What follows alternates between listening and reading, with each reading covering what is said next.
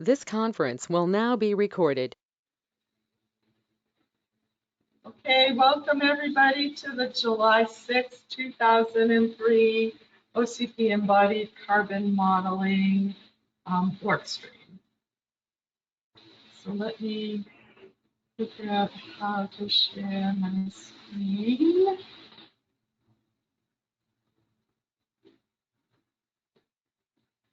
Okay, so this is the agenda, if you can see. So opens, we already discussed who new members are.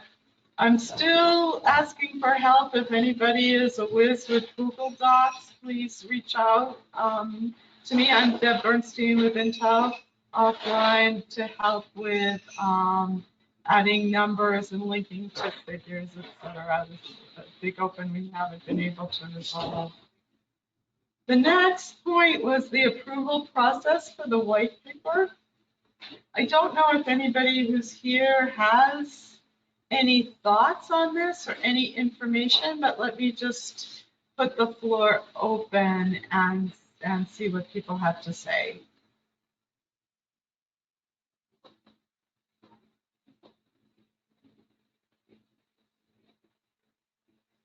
So no feedback on that. All right. I will keep on asking what we need to do. I have asked Mohan, who's on the OCP, like he's our head guru, Mohan Kumar.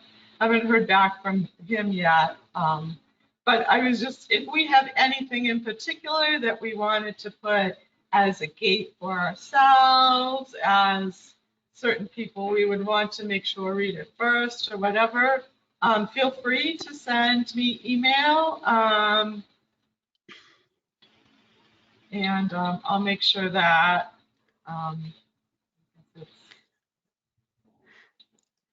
Deb, Divya here. I think it should we should have DJ maybe as one of the reviewers. okay.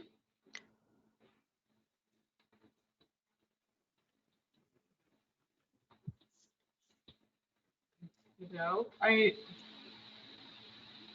believe I have seen a comment or two from him in the document, so I think he has been looking at it. Possibly Eric. Nick Dalen. Yep. So yeah, anybody else have I'm not familiar with what the gates are from OCP, what the process is, but at a minimum, I think we should try to figure out for ourselves who do we want to make sure we get there. They're okay. All right. Yeah, I joined a little late. This is David. Did we, or at least everyone on this phone, provide their approval of the paper? Was that discussed before I joined? So we've had the paper open for comments for many, many weeks. We certainly continue to be open for comments. So feel free to add your comments. Up until at some point we will say that we're done with comments, but we haven't reached that point yet.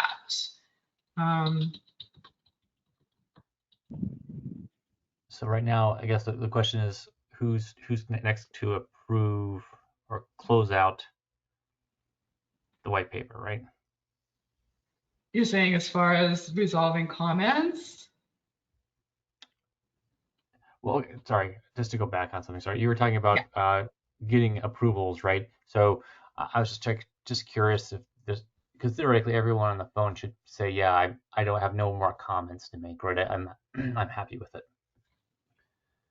That's I guess that's the direction I was going. I just wanted to make sure that everyone on the call was happy with how things are in the paper before going to the next reviewer, right? If that makes sense. So I think maybe the way we can do that is I can send an email. Final call for comments from committee members. And I'll put a deadline on it. How does that sound, David? Sounds perfect. Yeah, I appreciate that. Right. And the link. It seems like anytime I send an email, somebody writes back to me and says, "How do I access that thing again?" So there's a link here in the minutes, and I will also put it in the email. So what do we think that 1 week would be an appropriate time frame for everybody? I know that a lot of people are out this week, but if we set it for a week from today, Yeah, that's That we have a sounds standing meeting. reasonable. Yeah, we have a standing meeting today, right? So that's a good time to close it out. So Yep. all right. So I will send that email right when this meeting is completed, along with the minutes. All right, and then this would be review as external to the committee. So DJ is part of the committee, right? Right, Divya? That's correct, Deb. So maybe I'll take his name off of here, and so he will get the final call for comments. All right, I know I will try to do some research, or I might just punt it till Scott comes back, although I'm sure he will have plenty on his plate when he comes back. But I know there is an OCP Sustainability Committee. Maybe I can ask the chair there to take a look at it as I think well. Frances from Meta had also contributed some feedback, or would be. She may be doing that in concert with DJ, but I don't know if we want to So list that out we've separately. gotten lots of awesome feedback from Frances all Okay. along. Okay. Yeah, she's put a bunch into the paper. So absolutely, she's a member of this committee and she's been pretty active. All right. Anything else as far as just next steps for the white paper?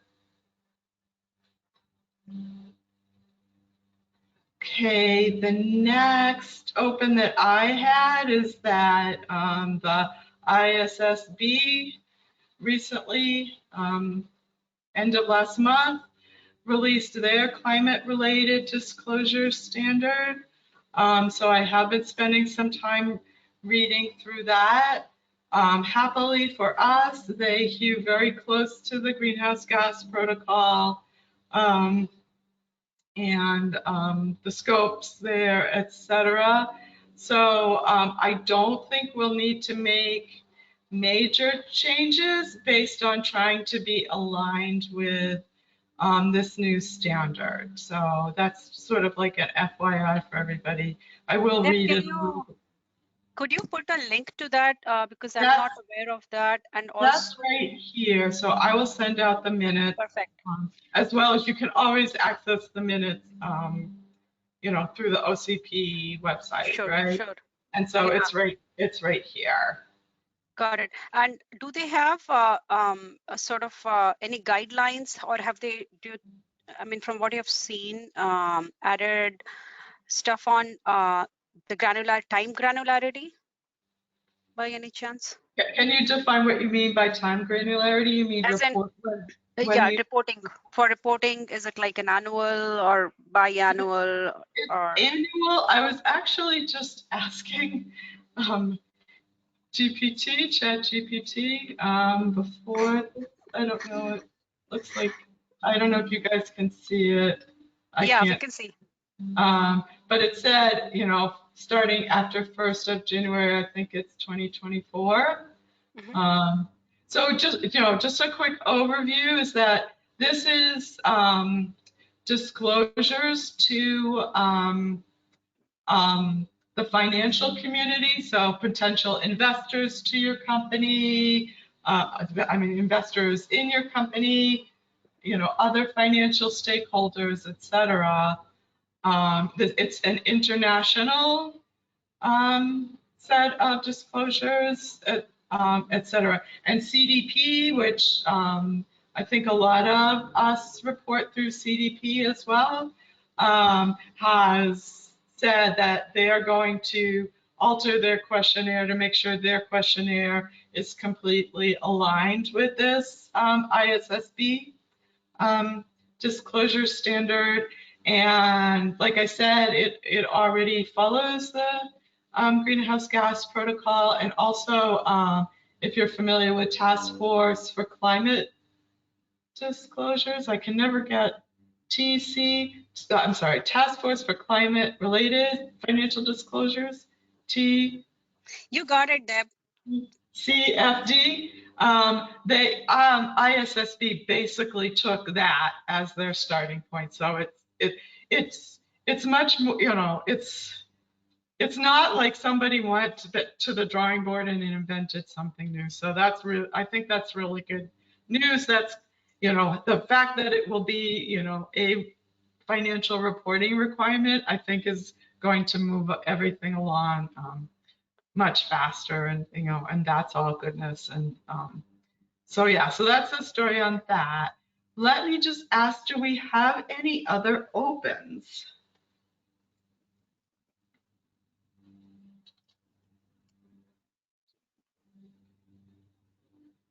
All right, I'm going to take that as a no. So the only other thing that's left is just further discussions and you know, commenting on the white paper as it exists today. I think we've made, I'll switch over to that. I think we've made some really, really good progress, even despite the break, et cetera. I think we've made some really good progress on the white paper over the past few weeks. So just about all of the comments and questions that were submitted thus far have been answered. And there's all, again, I unfortunately, because of GoToMeeting, here we go. If you want to look at comments, you can look at the comment history. And you can see, like, you can see Francis was one of the big commenters, right? So you could, as I close things, like I would make a, you know, before I close the comment, I would say, here's how it finally was resolved. And then also you can see the original questions and discussion around it. So feel free to read through the comment history if you want to know how certain comments were resolved. And again, you get to that through this little comment history icon, sort of upper right-hand side. So let's see. So I don't know if we want to live go through it page by page, or we want, you know, perhaps want to talk through I mean, most of it has changed. I was going to say the areas most changed, but just, you know, I took a couple of passes through the whole thing and updated it all. So most of it is new. Do people have things that they want to focus on or talk through? Or, you know, we could also just take the the rest of the half an hour to hang up from the meeting and to put comments in the white paper. And just, you know, for folks who are new, right, when this work group was started, we were given the assignment to have a white paper by the end of last month that kind of explains where we're going, what we're doing, and why. So that's the purpose of this document. And we're not trying to solve everything in the white paper, but just how we're going to address it. Right. So we did, in the end, go into quite a bit more detail than I initially expected us to, because we were trying to help people to understand, like, I think that this whole concept of the metadata has been pretty confusing to people, what it is, why we have it, etc. So we did go through quite a bit more detail on the metadata than I had initially expected. So we have many, many pages of tables that look like this. That's kind of a first cut for what the data returned to the API will look like. So this is perhaps much more than one would expect from the white paper, but I think it, for some people, it helped to help them to understand what, when we talk about metadata, what is that? Why do we have it? What types of things we're asking for? It has a column where we're going to say whether any particular piece of information is desirable, required, or not required, right? So, highly optional. So, and then we've got these tables for the different stages of manufacturing. I think the other big thing was the addition of some examples of how we have had this ongoing kind of tension of the people that are like, oh, just give me a number, and the people who are saying a number without context is not that useful.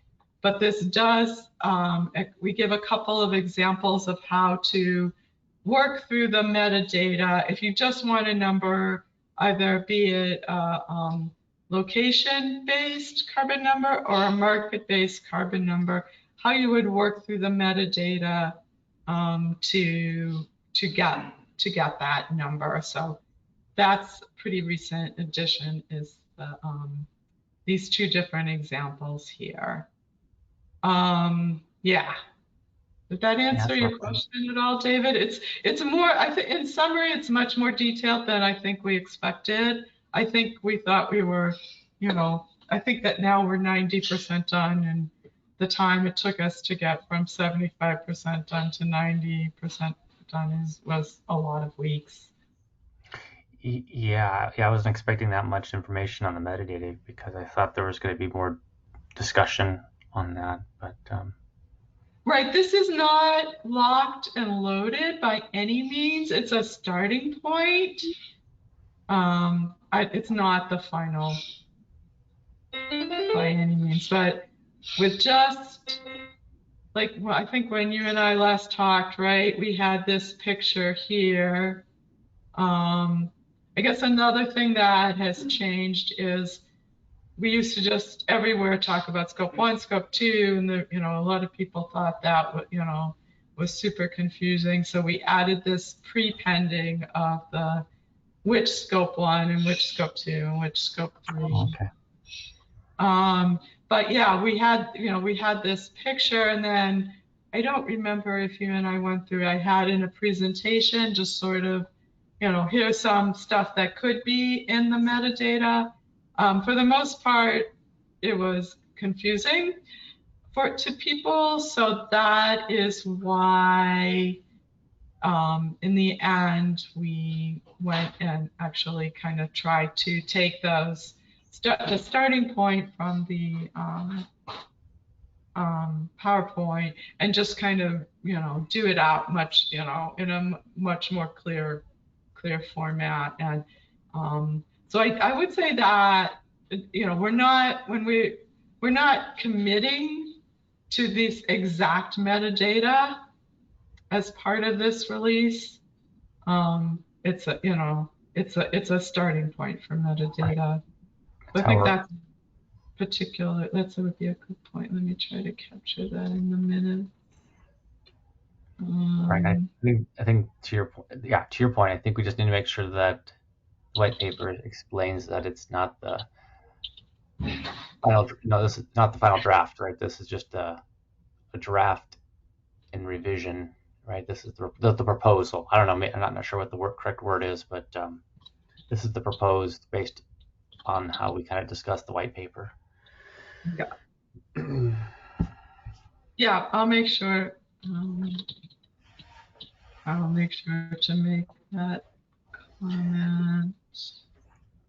I guess the only reason I haven't read through it since like, there's been a lot of revisions since I last looked at it, but I guess my only hesitation is the amount of data, right, is always a concern, right? So if we, I think it looks like there's a table talks about what's required, what's not required. I think is going to be very helpful, right? Because if we are, depending on how data is being moved around, the smaller we can make it, the better. So Yeah, yeah. That I mean, it's not. It's definitely not small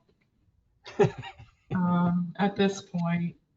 which is good. So It's better to be verbose and then have something with a lot of complexity that can be,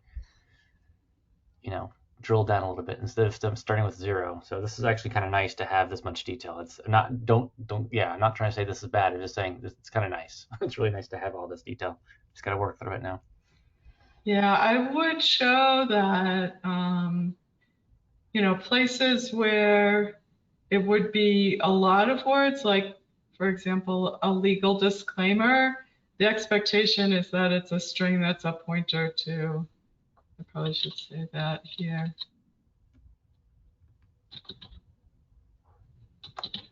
To the full legal disclaimer.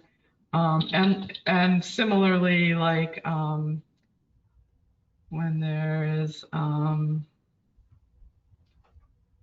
like the audit information. Oh, and the audit information, we did say that it's a pointer. So yeah, but there's a lot of other things that when you put it all together, it could get to be a lot. Right, and I think it's depending on who's the consumer and what's the source. It changes, right? So yeah, this is a great start. So I'll have to look through it and provide any comments before next week for sure. So. Okay. I would say we explicitly talked about what was not covered, and that is way down here. So you can see there's a bunch of problems with Google Docs. So we listed out all the things that we may want to attack in the future that are not covered so far. So that is down here, kind of towards the end. I would say I did leave some of the comments for Scott for when he returns, which kind of gets to, I think, something adjacent to what you were saying, David, about, the flexibility of the schema and then what, who is allowed to see what. Yeah, because one thing of concern is that there's always going to be someone who wants to own it, right? Because there's value to having this data, right? So each individual company may own their own data and may only want to share certain things, right? Exactly.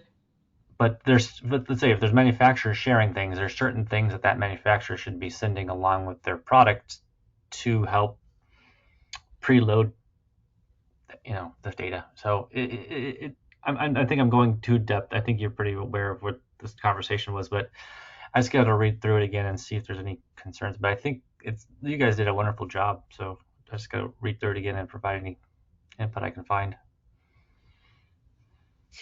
Hey, David, I think what and Deb, to what would be really helpful would be to have inputs from those of you who are kind of users of this data, right? So Deb, I don't know if you want to take a note, because I think that would be key to the success of this white paper and this effort is, Meta and other partners who are users of this data, right, really see, if there's something that they would want to from sort of the work that's happening at the companies, and if this is making sense, if this is So satisfying the need. we have had good representation from Meta. I would say that Frances is, I don't want to put words into her mouth. I think she thinks it I is way agree. too I think much. But I also don't think that she is saying absolutely not. I have had in the back of my mind to ask some of my other colleagues. So one that comes to mind is Tim at Microsoft, and then Dr. Tim, the consultant. I'll have to look up again. And then possibly I could ask the AWS consultant. I've forgotten who they are, but I could ask them. But, yeah, I mean, we certainly could, if we want to go far and wide, part of my feeling is that if they haven't opted to come to these meetings, then, are they an approver, or, how much does their opinion count? I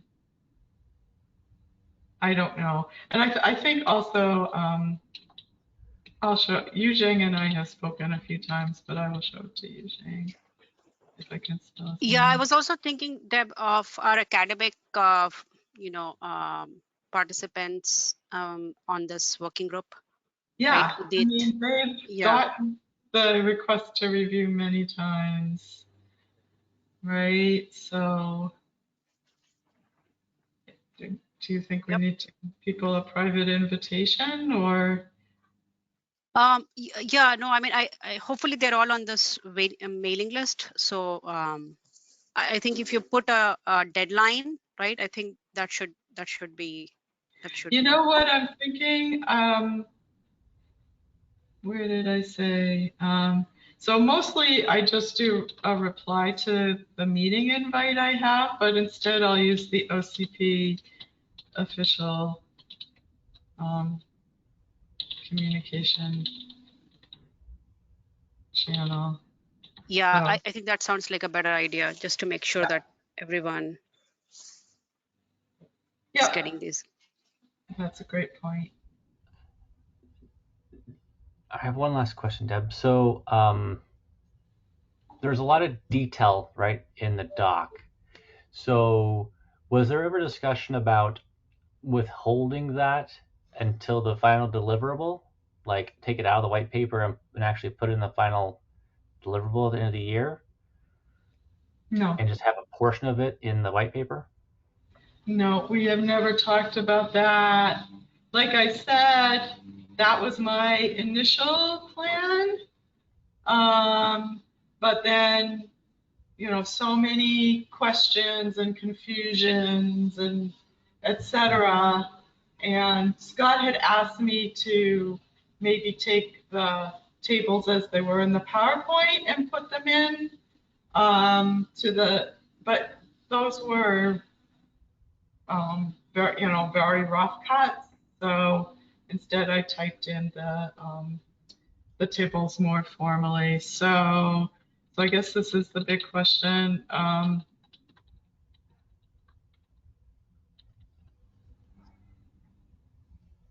Yeah, I think I just need some. I'm not sure how they've done. I gotta look at maybe some other white papers, but I just didn't know if we should have what we have to date, when we publish the white paper, or we're told what we have to date and just show what a reference of what the direction is, right? So, yeah, thanks for writing that down. Yeah, so I used to have, oops, that's the minutes, not the paper. I I used don't to think have it'll. Go ahead. just Sorry. an overview table, which is what I was hoping would count, you know. And the overview table had more information than this. And that was just driving confusion and questions. So again, that's how we got to where we are, was just the, you know, I made this simpler and added much more detail here. Um, so if we wanted to make this shorter and, you know, add more of it later, um, you know, I, that's a yeah, I, possibility. I'm happy either way. Like I said, I think if we keep it in there, we just probably need to make sure it's documented that this is what we has of a date of Yeah, publishing of the white paper. yeah, And if we just do a subset, we just explain that this is a subset of the final product, example of what the final product would look like. So either way should be fine. I don't think it's. I'm not yeah. too I concerned. mean, to be frank, from the point of view of um,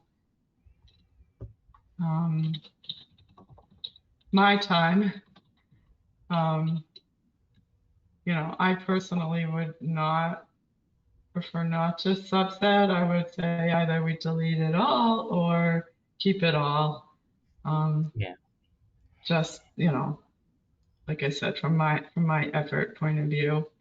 yeah, I agree. Um, You're working to it. You don't want to lose that, right? So, like I so said, it might be best just to lean forward and make the proposal that we keep it as it is, and just explain in there that this is as of date of publishment. This is where we're at. yeah, yeah, exactly. So let me just-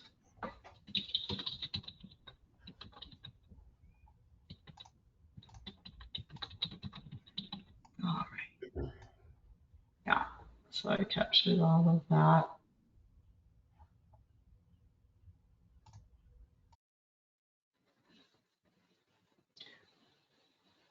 Okay. There was something else we were talking about that I was going to show people what we've written about it. So we did talk about manufacturers having the option to strictly control. And we talked about that. We envision, we hope that researchers will put in models for popular ICs to kind of um, fill in the gaps for other researchers or just consultants that want to do more, less data strong numbers, but still reasonable numbers, right? So, we have given some thought to that and would be super open to comment on that. And then, there's absolutely going to be cases where big pieces of information are missing, and then how are we going to try to accurately report what is and isn't there. And then in the examples, there's some discussion about, what users might do, like as far as grading, any particular numbers they get, like, against, so they would have a carbon number, a bunch of metadata. Probably they don't want to lug all the metadata around, but possibly they would want to come up with some grading scheme that talks about the completeness of the data, the, you know, what is and isn't covered, how good that it is. Then the important point that, that metadata should show folks that apples to apples comparisons is really very, very difficult, if not impossible, across different supply chains. And possibly your grading could,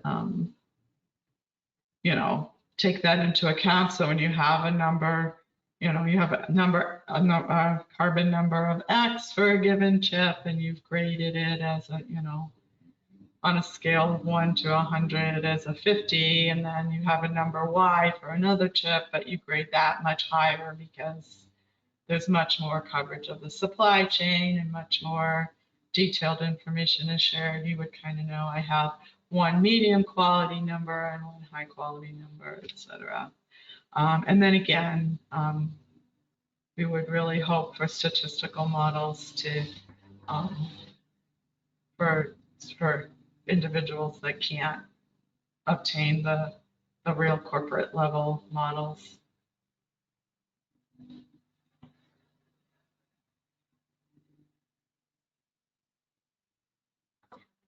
All right, anything else?